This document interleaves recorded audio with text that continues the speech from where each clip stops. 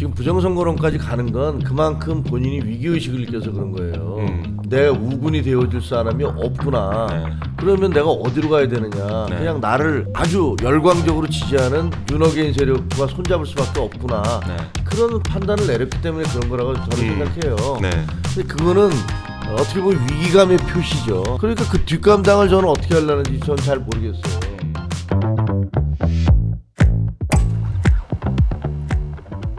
전국을 뒤흔든 첫 번째 씬 한번 볼까요?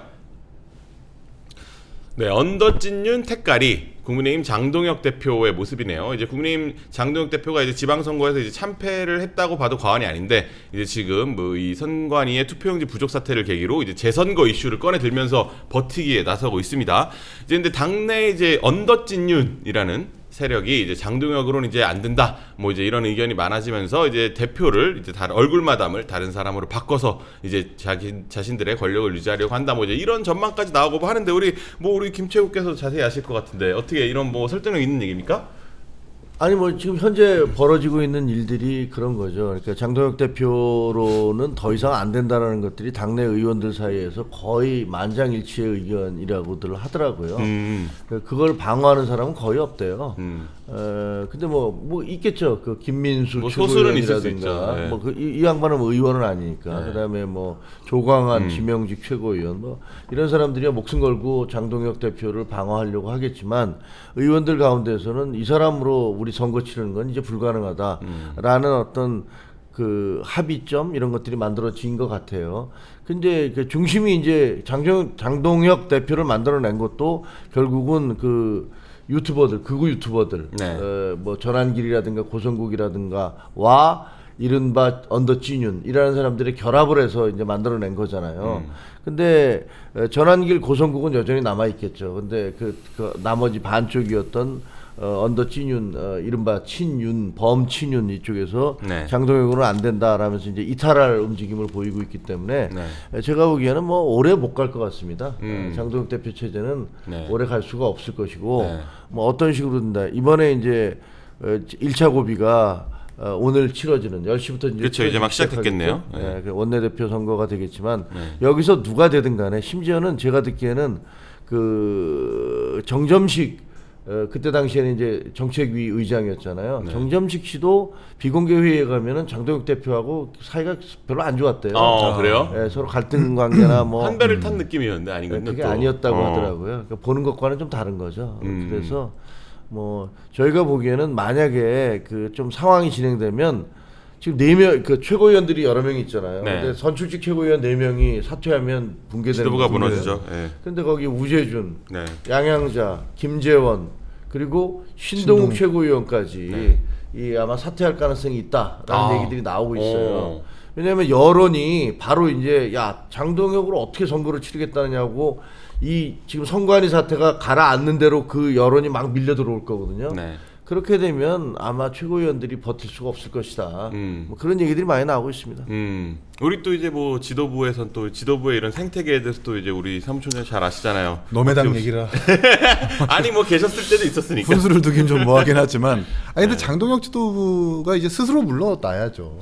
이 지방선거를 뭐 물론 되게 애매한 성적이기는 해요. 네. 왜냐하면 성패 기준이라고 하는 게 2018년과 많이 비교를 하잖아요. 네. 그 탄핵 뒤에 지방선거인데다가 네. 높은 대통령의 국정 지지율 속에서 치러진 선거라면 네.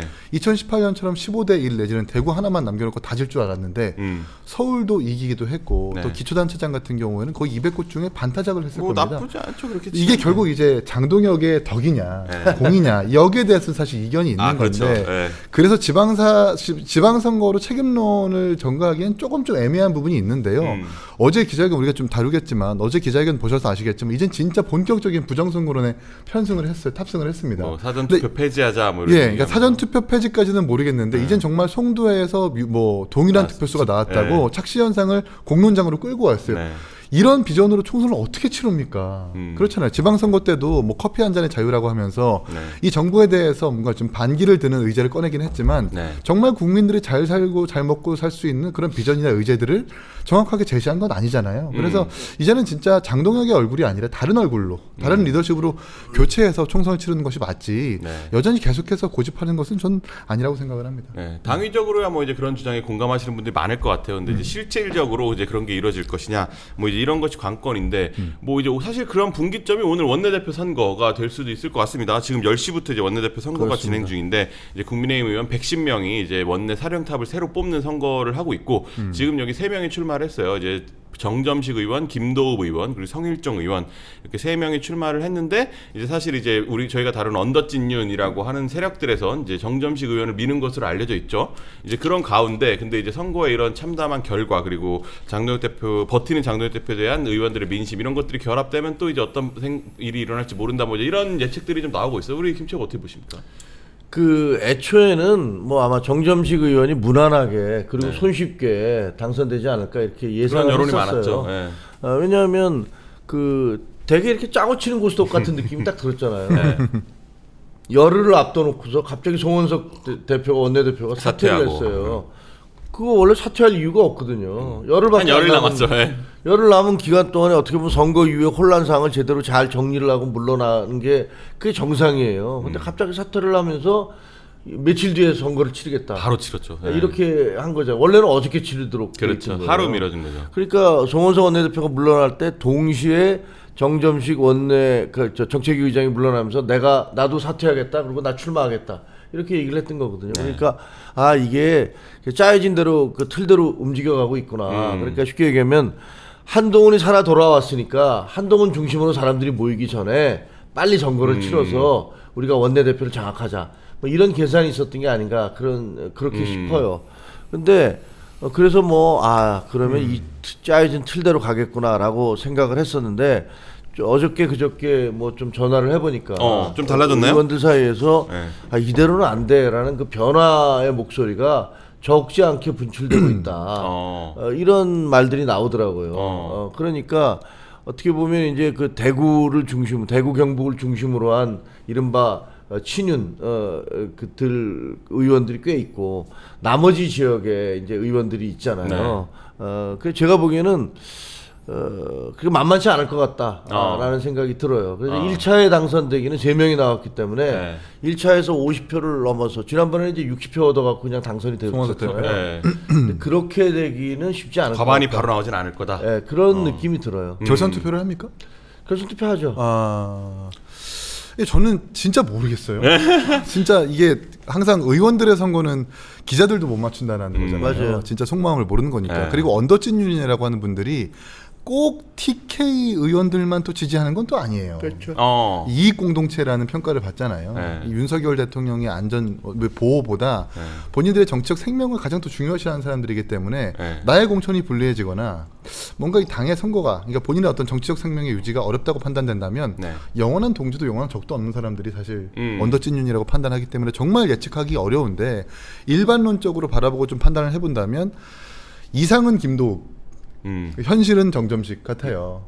사실 김도읍 의원님은 워낙 그 합리적이라는 평판을 많이 받고 훌륭하시죠. 네. 또 한동훈 의원의 징계 때도 좀 가장 강렬하게 반발하시는 분이시기도 하셨잖아요. 네. 그게 이제 꼭 한동훈 의원에 대한 특별한 애정이 있어서가 아니라 네. 당이 이렇게 가서는 안 된다는 메시지를 이준석 대표 때도 그렇고 똑같이 일관되게 내왔던 사람입니다. 이런 사람이 당대표, 원내대표가 되면 많은 사람들, 많은 중도 민심한테 소구할 수 있겠죠. 근데 사실 TK가 그렇게 바라보지 않을 것 같고 문제는 이제 정점식 다수파인데 네. 지금 문제는 성일종 의원과 김도읍 의원이 같은 주장을 하고 있어요. 한동훈 의원의 복당은 필요하다.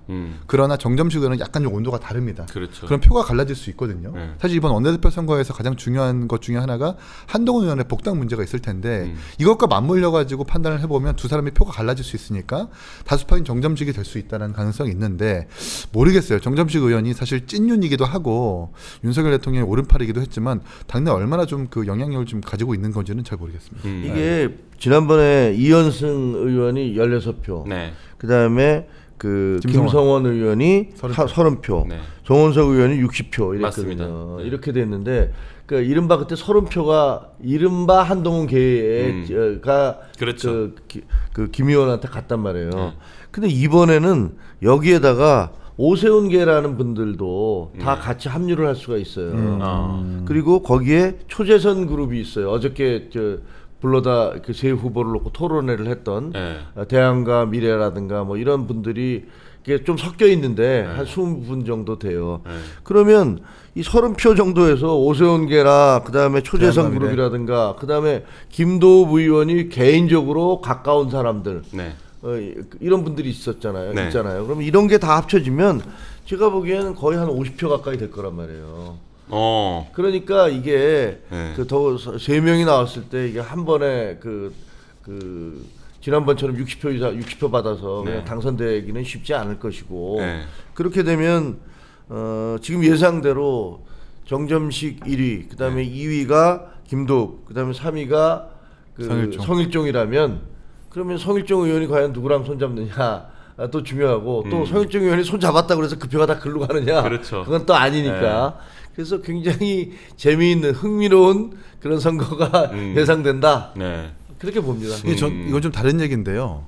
지금 김도읍 의원 PK, 정점식 의원이 아마 경상도일 거고요. 경남 통영이잖아요. 통영이죠. 그 성일종 의원은 충남일 겁니다. 네. 그죠? 아니 수도권 의원들 좀 나오시면 안 되는 거예요. 항상 이 수도권 수도권 의원 나왔었죠 지난번에. 네, 정당을 좀 지향하겠다고 했는데 여기서 또 원내대표에서 송원석 의원도 TK 출신이었는데 네. 또 PK와 TK와 뭐 이 충남에서 하는 건 좀 글쎄요. 총선 앞두고 이게 과연 맞는지 잘 모르겠고 네. 뭐 김은혜 의원이나 특히나 이번에 들어갔었던 유이동 의원이나 또 안철수 의원 같은 분들이 계시잖아요. 이런 분들이 원내대표 해주면 얼마나 좋겠어요. 이상적으로는 좋은 네, 워낙 지난 있죠. 총선에서 네. 수도권 의석을 거의 다 잃었기 때문에 수도권 원내대표와 당대표가 좀 합을 맞춰가지고 총선을 치르면 좋을 것 같은데 좀 그게 아닌가 봅니다. 그 참 이제 그렇게 참 이런 이상적인 방향성이 뭐 분명히 뭐 원하시는 분들이 있는 것 같긴 한데 이게 참 뭐 이제 장동혁 대표가 이제 버티는 분위기로 가고 이제 찐윤 세력들도 이제 자신의 말씀하신 대로 권력을 유지하기 위해서 뭐 이제 이런 이합 집산들이 막 뭐 벌어지고 있는 것 같은데 근데 이제 뭐 어째 언더 찐윤이라는 세력들이 뭐 다른 얼굴 택가리를 한다 뭐 이제 이런 게 사실이라고 하더라도 장동혁 대표가 사실 임기가 내년 9월인가요? 8월까지고 계속 안 버티고 지금 물러나지 않으려고 하고 지금 이제 뭐 어제 아까 말씀하신 대로 재선거에 이어서 막 약간 부정선거론에까지 터치하는 이런 무브를 하고 있단 말이에요. 그러니까 지금 부정선거론까지 가는 건 그만큼 본인이 위기의식을 느껴서 그런 거예요. 이게 내 우군이 되어줄 사람이 없구나. 네. 그러면 내가 어디로 가야 되느냐. 네. 그냥 나를 아주 열광적으로 지지하는 윤어게인 세력과 손잡을 수밖에 없구나. 네. 그런 판단을 내렸기 때문에 그런 거라고 저는 생각해요. 네. 근데 그거는 어떻게 보면 위기감의 표시죠. 그리고 아마 많이 공격을 받을 겁니다. 본인이 그 송도에서 있었던 선거에 대해서 5억 9천만 분의 1의 확률이기 때문에 불가능하다. 네. 이렇게 얘기를 했어요. 표가 똑같은 거 말씀하시는 네, 거죠? 그렇게 얘기를 네. 했어요. 근데 그게 무슨 근거로 그렇게 얘기하는지 그 통계학자들 보면 전혀 아니다. 지금 그러나 거기다 그 투표표라는 게 둘 다 똑같은 것들이 아니고 거기 무효표라든가 이런 거 다 재검표하고 이렇다 보니까 두 개가 같아진 거고 언론에서 추적해 보니까 그런 사례가 지금까지 굉장히 많았다. 다른 지역들에서도 계속 그런 일들이 있었다라는 거 아니에요.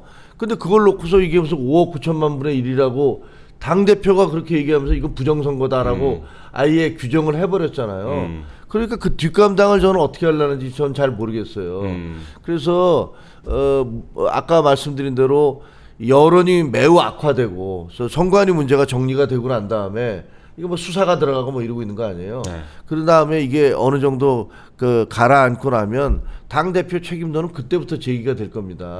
여론에서도 제가 보기엔 보수 언론에서는 야, 이 사람을 가지고서 보수가 견딜 수가 없다라는 그런 사설과 칼럼이 쏟아질 거예요. 본물을 이룰 거예요.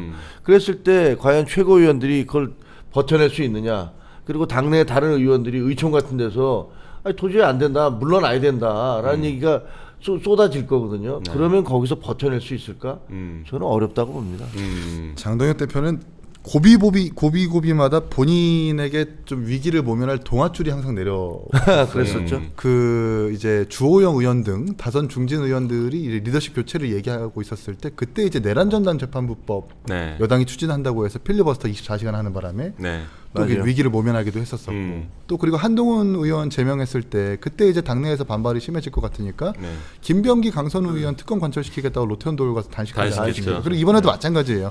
지방선거 책임론이 붙을까봐 근데 또 마침 잠실 7동 5투표소에서 그런 일이 발생한 거잖아요. 네. 또 그리고 청년들이 들고 일어난 거고 거기서 부정선거 논자까지 같이 좀 덧붙여졌습니다. 네. 그러면 이 사태를 모면하기 위해서 강하게 본인의 어떤 강성한 지지층 내지는 이렇게 강하게 목소리 내는 사람들을 결집시켜서 방패막이로 쓰는 거죠. 그래서 어떤 본인의 어떤 동력 내지는 지방선거 책임론을 그러니까 막기 위한 그런 뭔가 좀 모면의 어떤 수로 쓰고 있는 것 같은데 전 이게 되게 우리가 바둑에서 스스로의 활로를 막는 수를 자충수라고 두잖아요. 네. 얘기하잖아요. 전 자충수밖에 될 수가 없다고 판단하는 게 결국 전면 재선거를 내세우고 있어요. 네. 전면 재선거가 당내에서 협의가 된 건가요? 안 된 거잖아요. 음. 서울시장도 당선이 됐고 기초단체장 90석 그리고 광역의원들까지 이 사람들까지 같이 다 전면 재선거 하자는 얘기인가요? 그러면 오히려 더 반발표가 더 많이 나오지 않을까요? 전 그런 의미에서 지금 너무 조급하다 장동영 대표가 차라리 그냥 이렇게 뭔가 임기를 마무리하려고 하지 말고 좀 박수 칠 때 떠나라. 사람들이 지방선거에 대해서 멋있게 책임을 지고 네. 다음 총선을 위해서 리더십을 교체해야 된다는 그런 의제와 비전을 제시하면서 스스로 사퇴하는 것이 네. 당을 위해서도 좋은 것이지 이렇게 자꾸 강한 지지층만 결집시키는 것은 오히려 당한테 안 좋다. 본인한테도 안 좋습니다. 네. 근데 몇 가지 사실관계를 정리해야 될 것 같은데 이 재선거라고 주장하고 있잖아요. 네. 근데 이게 법적으로 불가능하다고요. 그러니까 지금 당장으로는 불가능하다고요. 과거에 이제 베를린에 2021년도에 베를린시에서 이루어진 지방선거에서 무지하게 많은 문제점들이 확인이 됐어요. 예를 들면 투표소에 시민들이 쫙 줄 서 있는데 문을 안 열어. 문을 안 열어서 뭐 아우성이나 치고 이러다 돌아가 버리고 네. 뭐 이런 경우 그다음에 투표용지를 복사를 해서 막 했다든가 이런 여러 가지 문제가 있어서 네. 베를린 법원이 2,000 몇 개 중에서 야 이거 문제가 있다. 선거구 이거 500 몇 개 구에서 그런 일이 벌어졌는데 네. 이거 문제가 있어서 베를린시의 선거를 다시 해야 된다라고 판정을 내렸어요. 네. 그러고 나서 선거를 언제 했는지 아세요? 언제 했습니까? 2023년도에 했습니다. 1년 뒤에 한 겁니다. 2년 2년 뒤에. 뒤에. 2년 뒤에 했는데 그러니까 그때 당선된 사람들은 그냥 놔두고 네. 그 다음에 2년 뒤에 베를린 선거를 한 거예요. 그 네. 저 시의원들, 뭐 도의원들 네. 이런 사람들 거긴 도가 아니니까 시의원이겠지. 그래서 선거를 했고 거기서 연방의회 선거도 했었거든요. 연방의원도 같이 뽑았었거든요. 그 사람들은 2023년도에 3년 뒤에 선거를 한 거예요. 그러니까 베를린 법원으로서는 이 문제가 발생하는데 이거를 당장 오늘 선거했다가 다음 선거 그 다음 날 뭐 예를 들면 한 달 뒤에 한다든가 그러면 사람들이 감정에 의한 투표를 할 거 아니에요. 그러니까 이거는 정상적인 의견 표출이 되는 게 아니다라고 시간을 둔 거예요. 이 쿨다운 될 수 있는 시간을 두고서 2년 동안은 이 사람들이 그냥 시의원으로서 역할을 한 다음에 2년 뒤에 투표를 다시 했고 그 다음에 연방의원은 3년 뒤에 투표를 다시 했는데 네. 그럼에도 불구하고 선거 결과가 많이 뒤집혔대요. 음. 그때 당시에 많이 뒤집혔다고 하더라고요.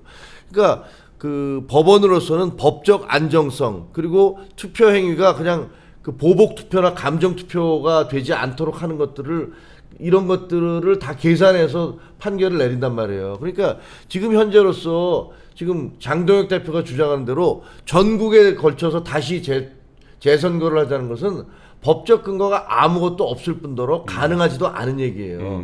근데 문제가 된다면 지금 서울 같은 경우는 뭐 몇십 군데에서 문제가 됐으니까 네. 서울을 뭐 재판부가 서울은 다시 재선거를 하겠다라고 하든가 아니면 그 문제가 된 선거구에서만 재선거를 하겠다라고 해도 그게 아마 꽤 시간이 지난 다음에 이루어질 거예요. 몇 달이 됐든 네. 뭐 이런 거기 때문에 지금 무슨 완전 재선거를 주장하는 네. 건 그냥 뭐랄까 정치적 훌리건 행위 네. 있잖아요. 깽판 치자. 네. 깽판 쳐서 다 망가뜨려 버리자. 네. 뭐 이런 거지. 그게 무슨 합리적이거나 이성적인 그 주장은 아닌 거죠.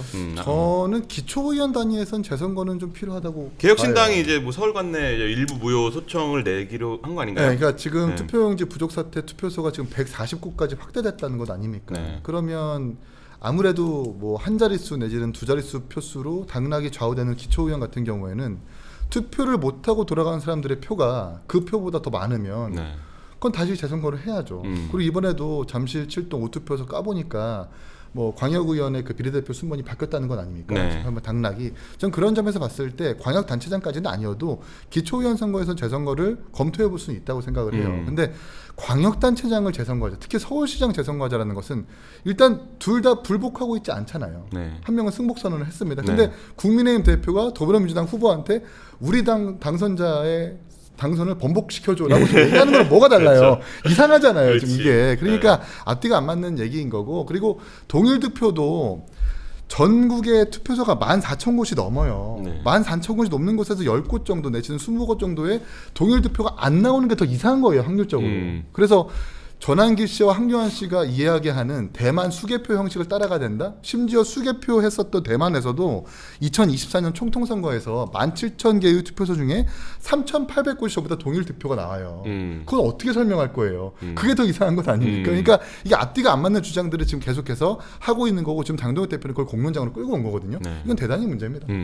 아무래도 이번에 선관위가 발표한 곳 중에서 투표가 실제 지연된 곳이 26개 투표소인데 이제 일부 투표소는 이제 뭐 밤 10시까지도 투표가 이루어졌어요. 사실 이제 사전 투표 사전 이 방송사 출구조사 결과가 나오고 뭐 이제 그 투표가 실제로 개표가 진행 중인 거를 이제 사람들이 보면서 투표를 하는 이런 정말 말도 안 되는 상황이죠. 그리고 사실 이제 투표용지 같은 경우는 사실 뭐 여러분들이 투표를 해보시면 아시겠지만 이제 사전 투표 같은 경우는 현장에 가면 이제 인쇄를 해서 줍니다. 그래서 그 현장에서 바로 인쇄가 주는데 본투표 같은 경우는 사전에 미리 인쇄해 둔 본을 갖고 가서 이렇게 투표를 한단 말이에요. 근데 그 용지가 이번에 부족했던 거죠.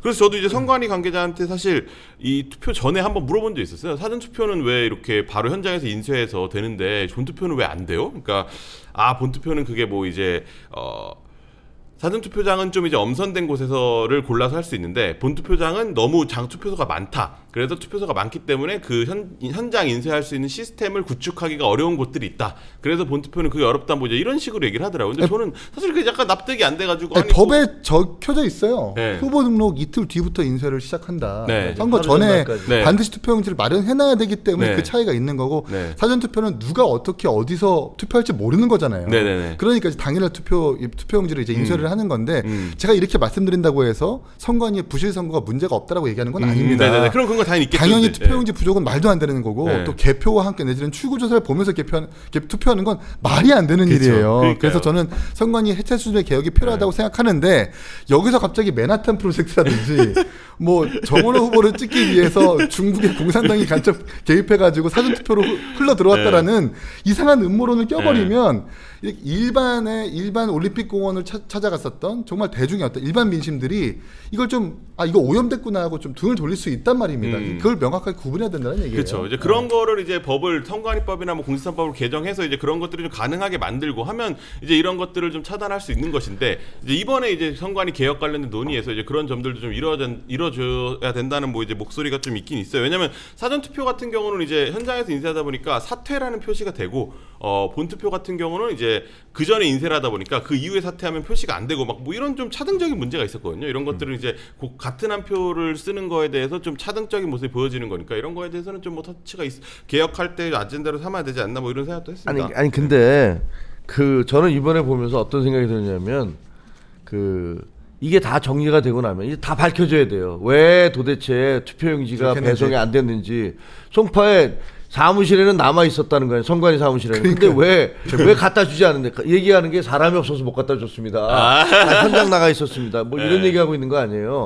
그러니까 그리고 또 5억 9천만 분의 1이라는 그게 확률적으로 그렇게 주장했는데 그게 다른 지역에서는 어땠는지 다 확인이 돼야 돼요. 맞죠. 근데 어떤 느낌이 드냐면 야, 선관위는 진짜 무능하구나. 진짜 무능하죠. 선관위는 우리 공무원 조직 중에서 저렇게 일하는 데도 있나? 네. 이런 생각이 들 정도로 무능하다는 느낌이 들어요. 뭐 그쪽 분들이 들으면 기분 나쁘시겠지만 적어도 네. 이번 나온 결과로만 못 보면 들어봐도 그런데 할 말 없죠. 네. 그런데 거기서 유추되는 게 뭔지 알아요? 그러니까.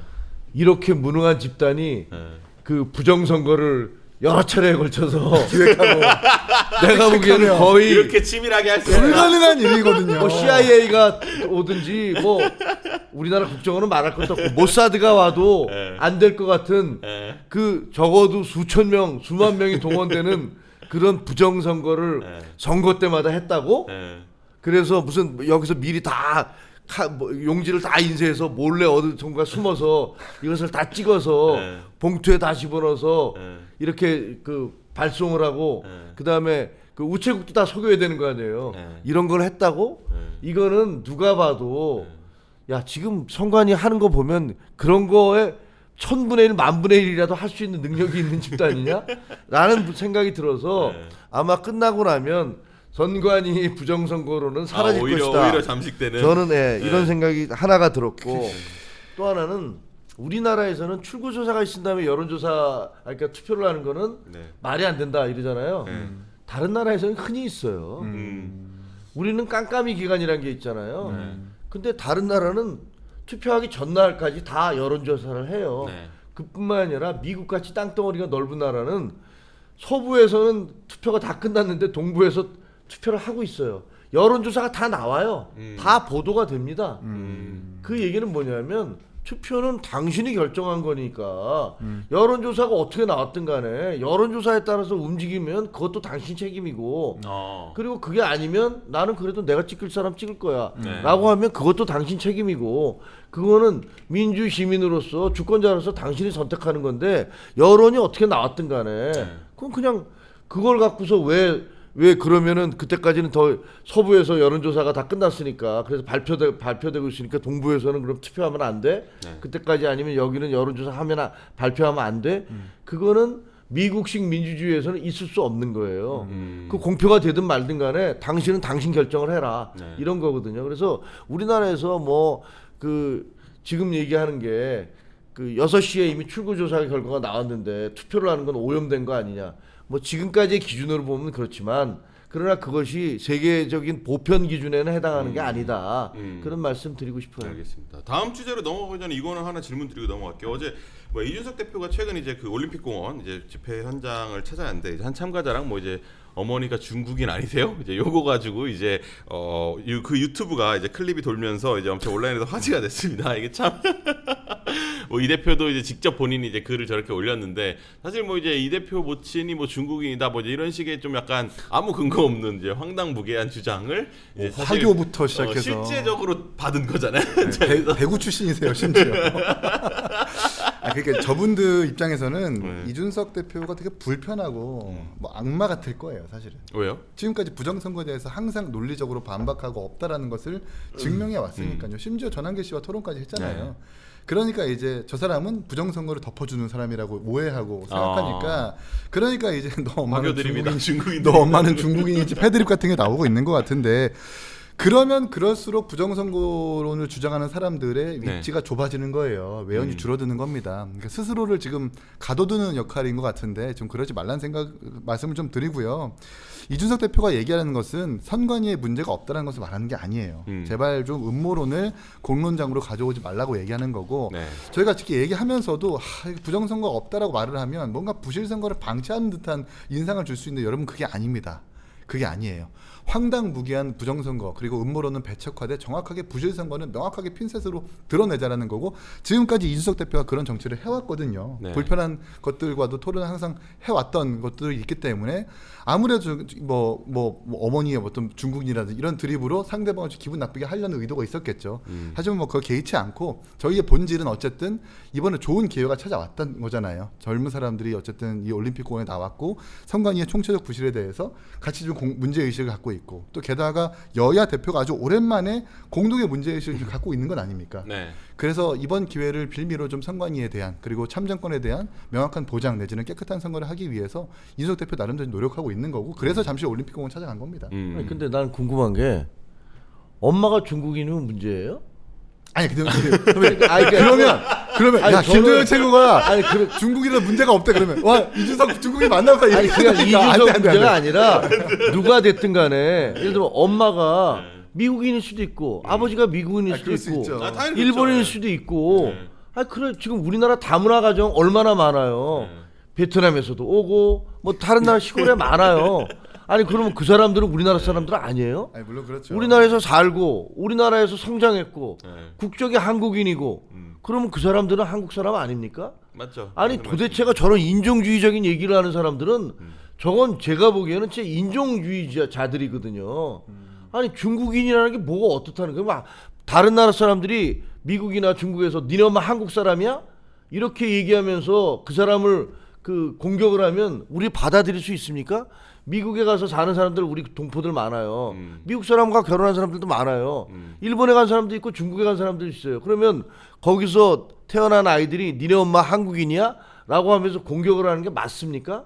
우리 그거 비판하지 않습니까? 그러니까 저런 식의 인종주의 저런 극우들은 정말로 처벌돼야 돼요. 저는 왜 이준석 대표 가만히 있는지 모르겠어요. 저거 모욕죄로 저거 좀 저 사람 문제 삼아야 돼요, 저거. 이게 이제 뭐 고소를 하면 품이 넓지 못하다. 고소 안 하면 또 중국인 맞네. 이렇게 SNS에서 엄청 괴롭히는데 참 저희도 어렵고 난처해요. 그런데 제발 정준희 교수는 젊은 사람들에 대한 설득을 포기했다고 하지만 저는 설득하고 싶어요. 중국인 아니고요. 그렇다고 해서 여러분들한테 좀 막무가내로 고소하고 싶지도 않습니다. 제발 좀 합리를 좀 이성적인 어떤 생각을 좀 되찾았으면 좋겠다는 생각을 합니다.